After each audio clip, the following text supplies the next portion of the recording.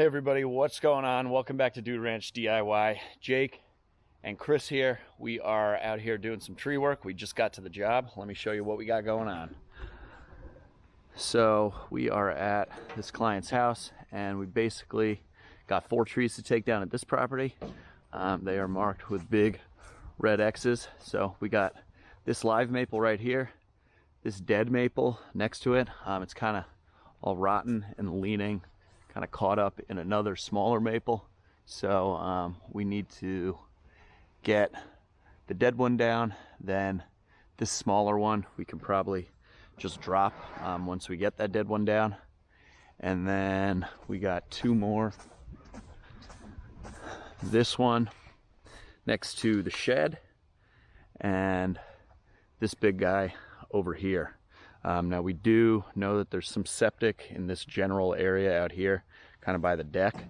But basically what we're doing, we kind of subcontract for a landscaper in the area, and he just has us come and we get the trees down on the ground, we make a big mess, and then we walk away, and he and his guys come back later with their equipment and chipper and stuff, and they clean it all up. So Chris and I are just here today to get the trees down on the ground. So that's what we're gonna do. All right, so Chris is all set, about to head up in the tree. We got his line set up in this maple here. Obviously he wants line in a live tree, but he's going to actually climb up this dead tree. That way, in case something happens or it breaks out, you know, he's not tied into the dead tree, because that wouldn't be good.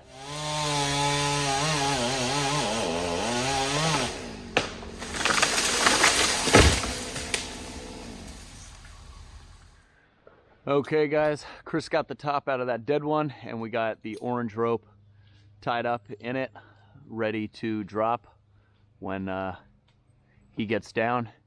Plan right now is he's going up to brush out this maple, and he's just gonna let everything fall down onto the grass, and then we will drop that stick as well when the time is right.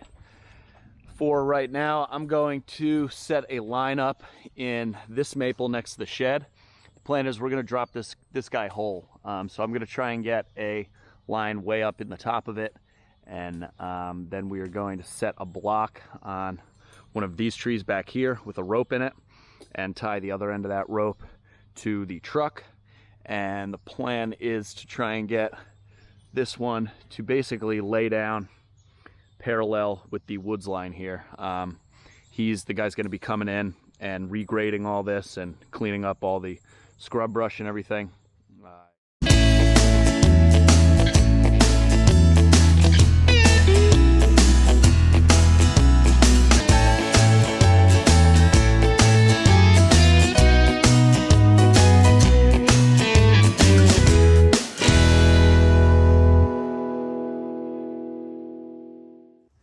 All right guys, so I got the rope finally up in the tree in a suitable crotch.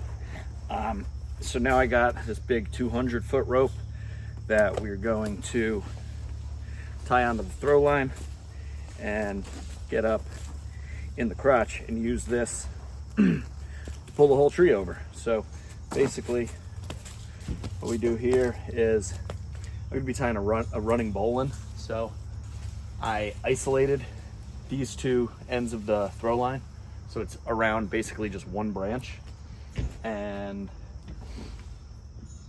I can take this throw ball off of this end, attach on this rope, pull it up and through, and then I'll have both ends of this yellow rope on the ground.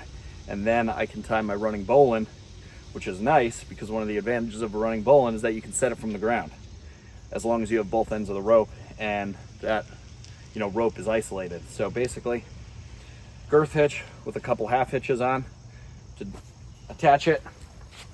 I'm gonna pull this up and then I'll show you the running bowline.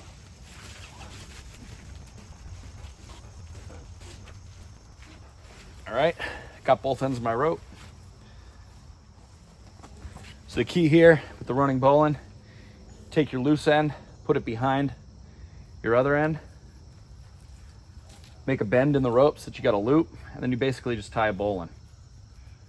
around itself. Tie it, so it's basically a bowline, but it's running. So now, as I pull this end of the rope, this bowline is gonna go all the way up and cinch itself down.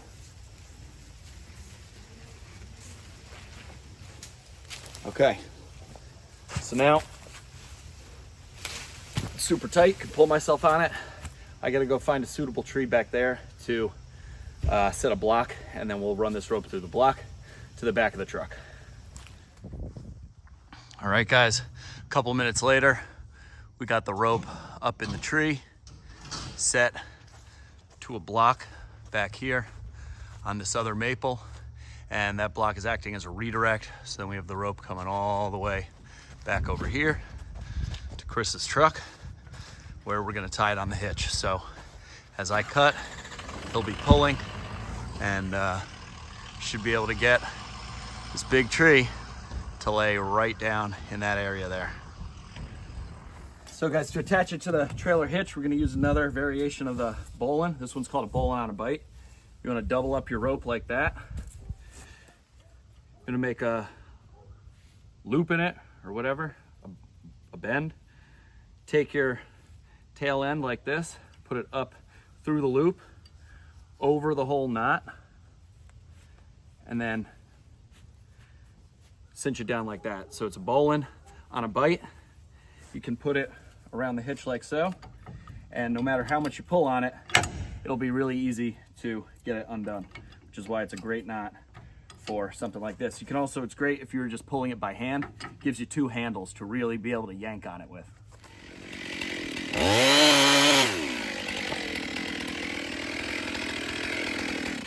Ready to do it? Get a tater chip. All right.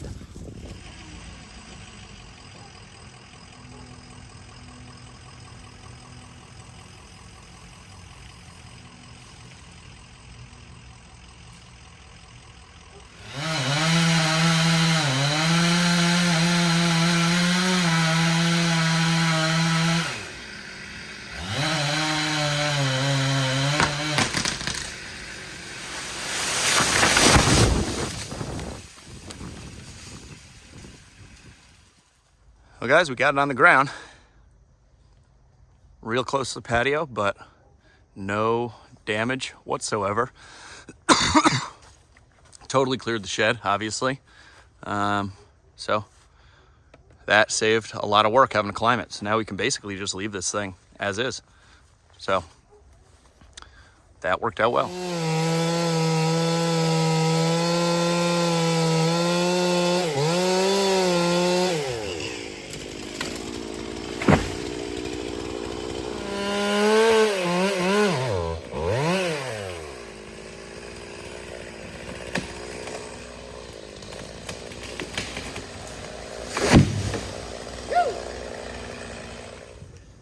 That, ladies and gentlemen, is how it's done.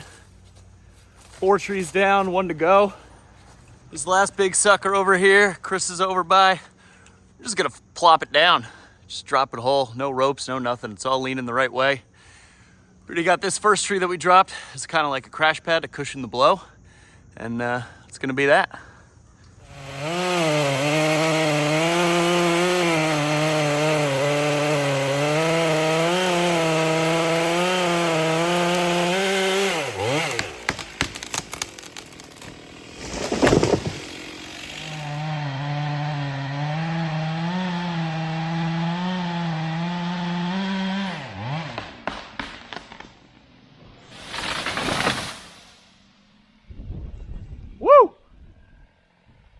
Here we go. Got the trees on the ground. That one couldn't have gone any better.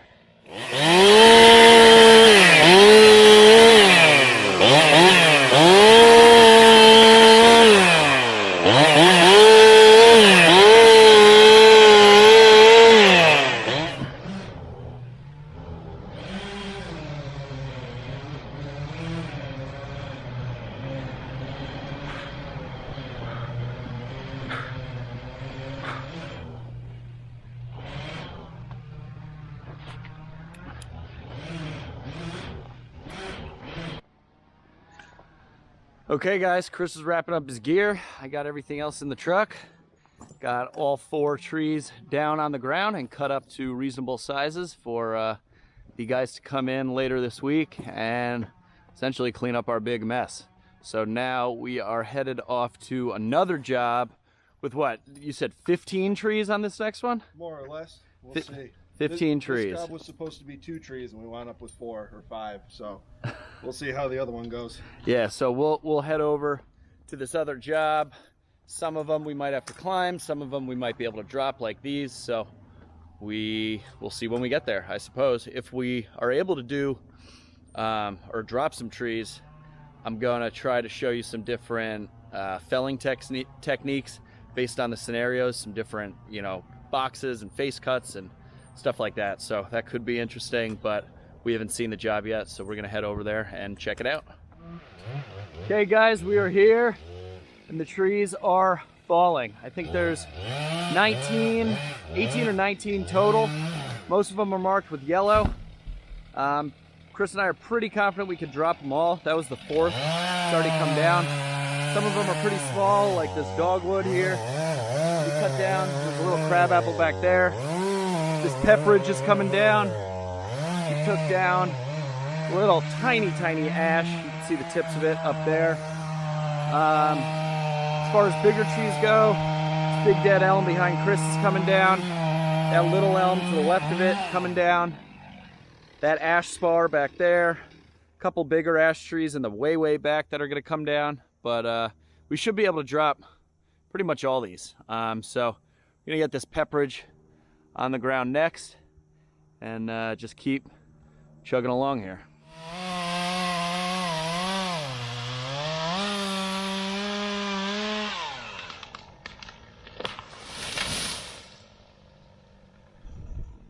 Okay guys, so we got 5 trees on the ground so far. Chris just put the throw line in this little elm. We're not going ahead and putting a full like rope in it just because you can see how much I can pull it just with one hand here. So he's gonna make his box and notch. We'll get this puppy on the ground.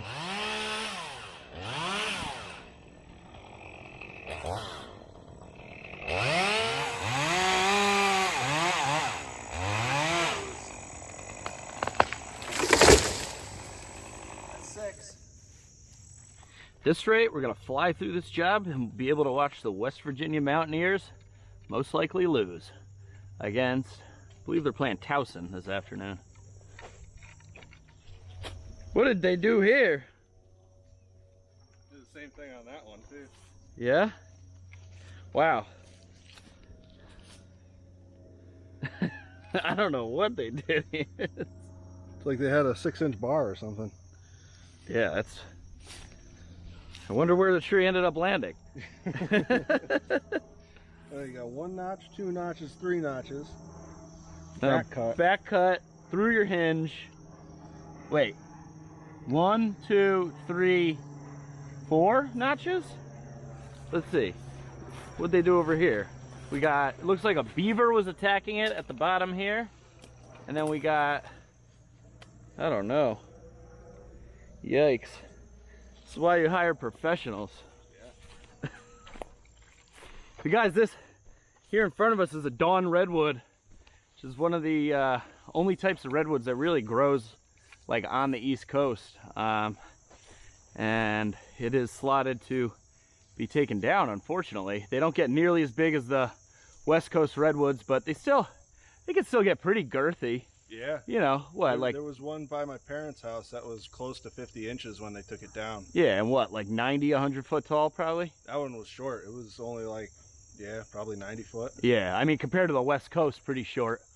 But yeah, this is kind of in a nice spot, because, isn't this ash? Yeah, this elm behind it's coming down. It's kind of gonna have all this room to grow. This pepperidge and this elm's coming down. I don't know why they would take it down, but such is life. All right, so for this elm, kind of walk you through the thought process here, but obviously standing at the base of it, looking up, the thing is leaning right towards the corner of the house, but it's not nearly tall enough to actually hit the house. So first things first, we're gonna get all these wild rose out of the way so we can do a little work.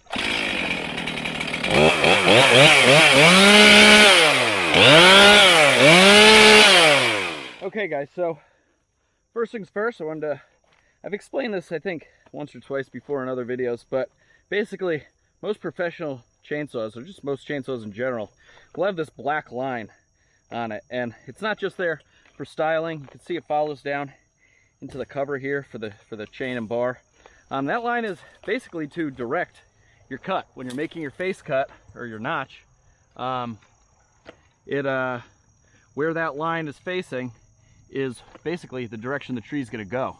So when making your notch, you want to make sure that you use that line as a point of reference, you know, for that top cut. Now, a lot of the time, I like to make my cut, you know, going down at an angle first, which will basically set the direction of where, you know, I want that tree to go. So in this case, I basically want it to go straight down towards the far corner of the house, or the front corner of the house.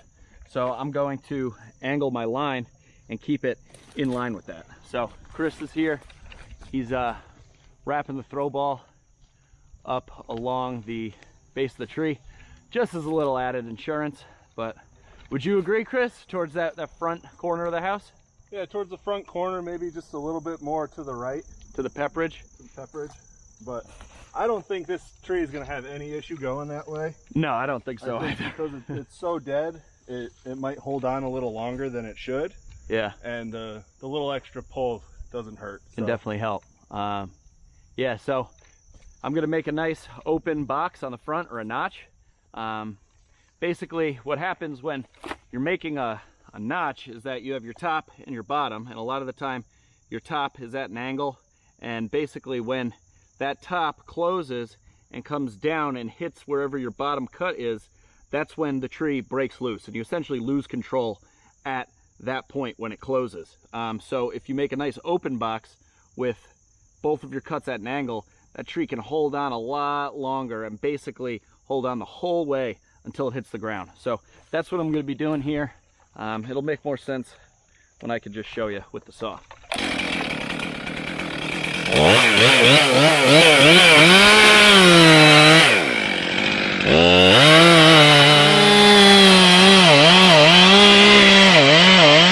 There we go. So you can see my box, both cuts are at an angle there.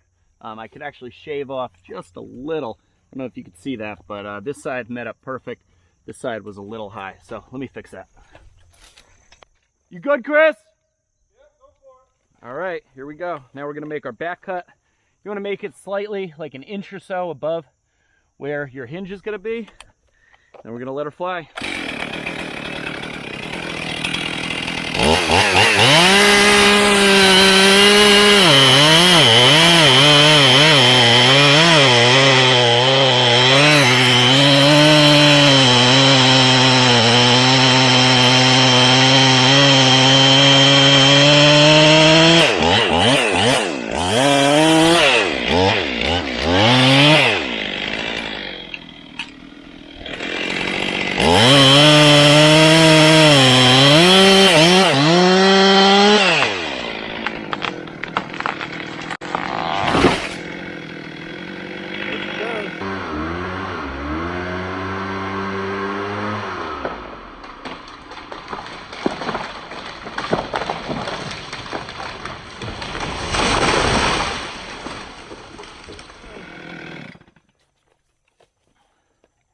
So as you can see here, we had a ton of holding wood, really nice holding wood, nice and even strap.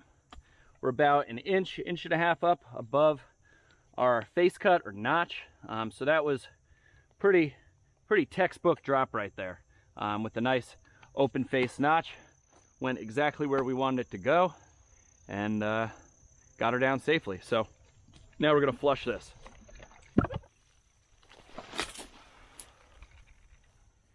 This next tree we're gonna do here, Chris is basically gonna do the same thing. Set the throw line in, I'll tie it at the base, and then we'll pull it over. This is a pepperidge tree. Other people like to call it a black gum. Same kind of tree like Pepperidge Farm, if you've ever eaten that tasty little snack called goldfish. It looks like it would be a good tree for firewood because all the branches basically grow like a pine, like straight out from the trunk for the most part. But these are nasty trees to try and split and burn for firewood. It's just real stringy, real tough to split. Does not make good firewood whatsoever. So gonna get the line in it and then we'll get it down.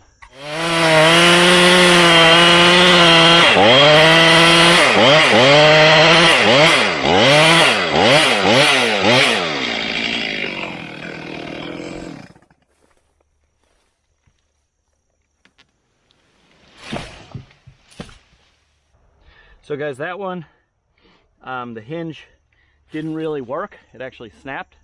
So I'm gonna explain why in a second here. So basically, as you can see here, unlike on the elm, the holding wood wasn't there. I had to basically cut through my hinge because the tree was leaning back, and if I left that holding wood, it wouldn't have been enough for Chris, being by himself over there, to counteract the the gravity going backwards to then pull the tree upright and then forward to start falling. So because he wasn't able to do that due to the lean, I needed to cut farther, which essentially eliminates your hinge, which isn't always, sometimes it's necessary to do in this situation. However, if we had a winch or the tractor or something, we wouldn't have had to do that because it's stronger, obviously, than Chris is. So as you can see here, that's why there wasn't really any holding wood. Normally, you would stop cutting about back here and then have a nice straight line, and all this would be your hinge wood. But in this instance, I stopped here and he wasn't able to get it to start going. So I had to keep cutting until he was able to pull it over, which is fine because, your box, and as long as you're higher up from your box, it prevents the tree from really swaying to the left or the right, as long as you're nice and straight like this. So that piece down there, the back strap, kind of fell through when I cut my hinge. The tree fell down onto the face, and it was able to fall over straight, where we wanted it to fall, regardless of the hinge being there or not.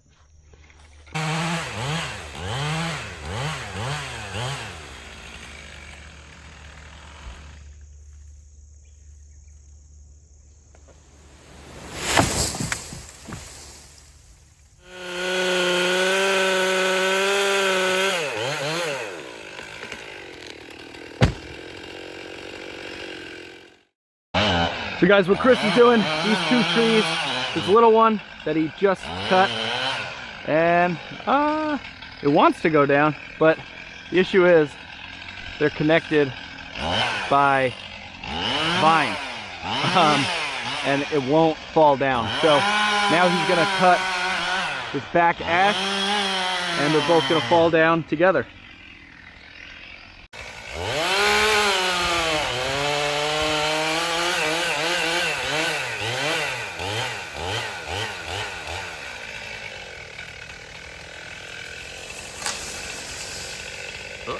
That one wanted to go to the side.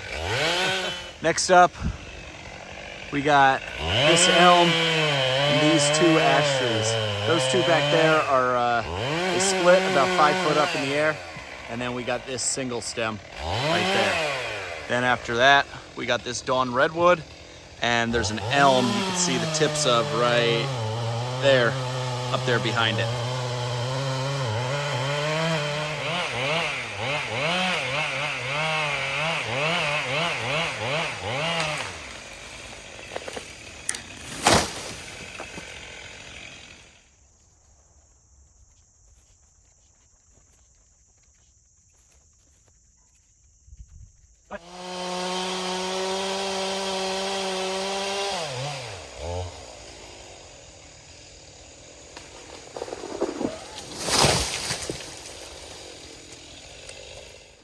Okay guys, so the battery died when Chris and I first talked about this, but it's a pretty unique scenario, so I figured it was worth explaining again. This is the ash tree, the double stem. Chris asked me to come back so we could consult a little bit. I'm glad he did, because not an ideal situation. No. So not only there's a tree split higher than we could basically make our cuts from the ground to do each stem safely, yeah. But the split continues all the way down, follow it to about right here in the front, and basically all the way down to the base in the back. So that is not an ideal scenario, because basically what happens, especially with it being ash, they get pretty rotten and hollow and punky, not a lot of holding wood, and you could basically make your face cut in the front, your notch, and then be making your back cut, and it's like you're cutting two separate trees instead of it being together. What this is called is included bark, and basically included bark happens when trees, if I can get it off, yeah. Basically when trees grow with codominant leaders like this, they start out and they're like this, and as they get bigger and bigger in diameter, the wood just gets bigger and bigger, and they go like that and that and that. And when this is exactly what happens. The two trees basically grow into each other, and none of this in here is actually holding wood. It's all just old bark that ends up rotting. And I'm sure that once we drop this, stick and make the flush cut, it might pop open and there's going to be all this dirt and rot and stuff on the inside, which is why it's not an ideal scenario to drop both sticks simultaneously, especially because of their leans, apart from each other. So basically what Chris is going to do, he's putting on spikes in the saddle. He's just going to spike up about 4 feet, just so that he can get up and make these two cuts individual of each other. So he'll make one first, drop that stick, make the second one, drop that stick, as if they were two separate trees. That way you're eliminating the possibility of them breaking apart and kind of doing their own thing during the felling process. So that's what we've deemed to be the safest option here. And considering that he's only about 4 feet up off the ground, we're both fairly confident that in doing that, this trunk itself is not going to split, because there really isn't going to be any forces at play on this trunk. All the action is going to be happening a couple feet above where the split starts, and all of that wood appears to be solid. So that's the game plan here. We got this rope in the right one, so I'd say that we're going to go for that one first, and then he will fell the second one. But I'm going to go get the tripod, because I think this will be pretty cool to watch. So you'll have that view as well. Hope you're not scared of heights. Huh? I hope you're not scared of heights. No.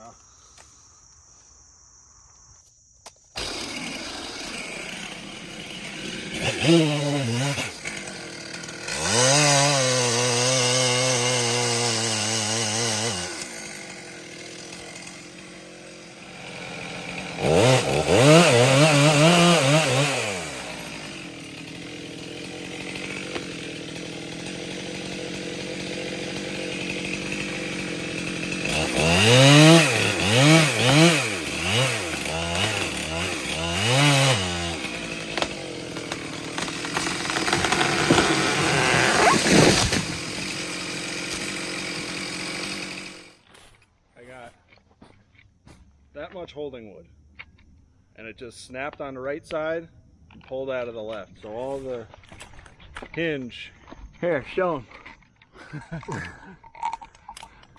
all right, so what you're looking at here, this is my notch. Supposed to drop it right towards the house. I was coming in with my back cut. I started on the left side because I was using a saw that was a little bit too big for this area. I set my hinge on the left.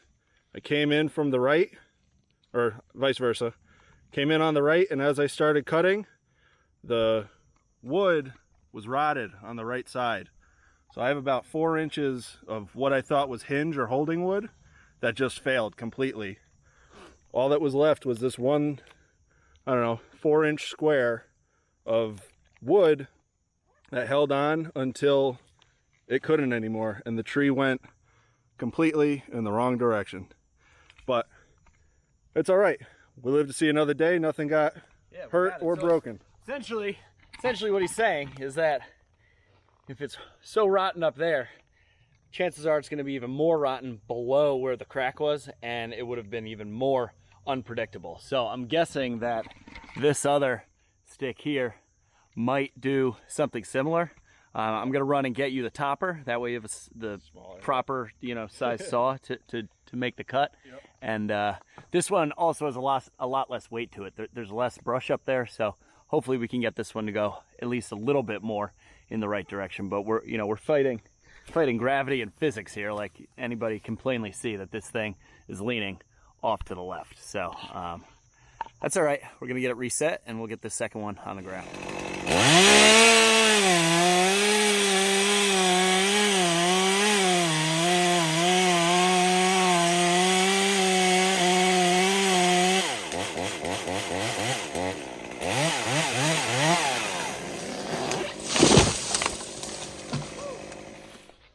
Okay, guys, that one seemed to go a little bit more according to plan from the sounds of it and the looks of it.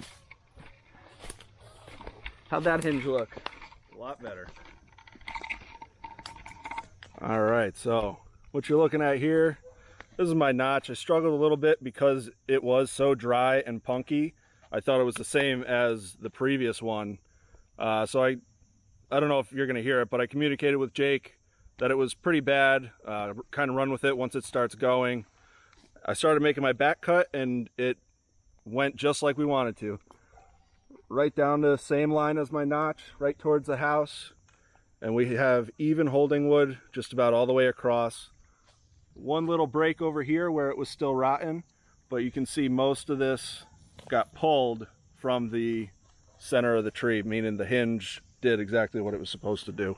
Yeah, and down here on the other side, you could see the holding wood that was there. I mean, you got punk on the left, punk on the right, but you know, plenty of holding wood there, which is why it was able to go as smoothly as it did. Whereas on this one, it was pretty much punky all the way around, almost like 180, 360, you know, around, and only the very center was actually still sound wood. And you can see where, you know, here was Chris's hinge, but all that punk just, you know, ripped out, and there was only this little plug, which is why the tree didn't hold on and go, you know, where we want it to. But that's pretty much it for back here. We got this elm that's got to come down, and then a couple smaller trees. We got that dawn redwood over there, and then a little cherry over on the far side. But I think that's pretty much it, right? Yeah. All right, sounds good. We got this elm next. It's leaning in the right direction, so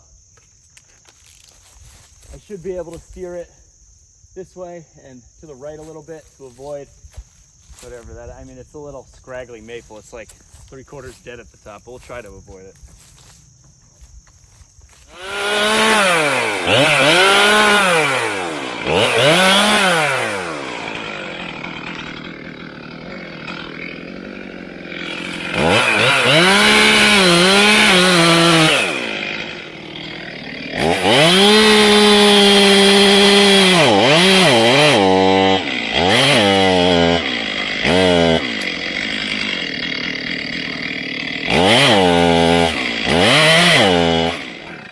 Got our nice open face box here.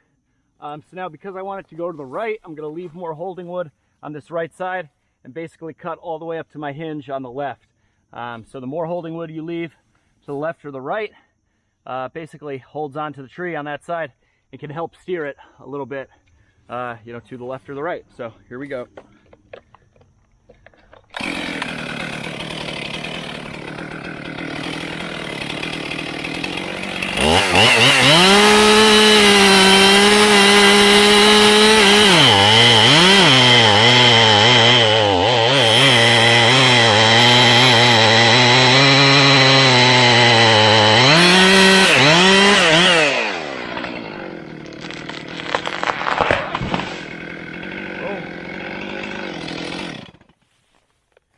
Really nice hinge. You can see I cut more on the left than I did on the right. It's thinner here, thicker here.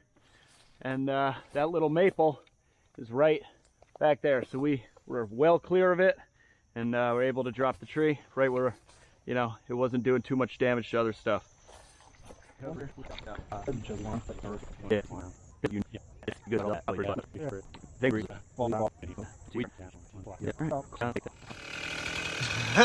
Chris is definitely making the box really low because he wants the butt end of this log. I guarantee you.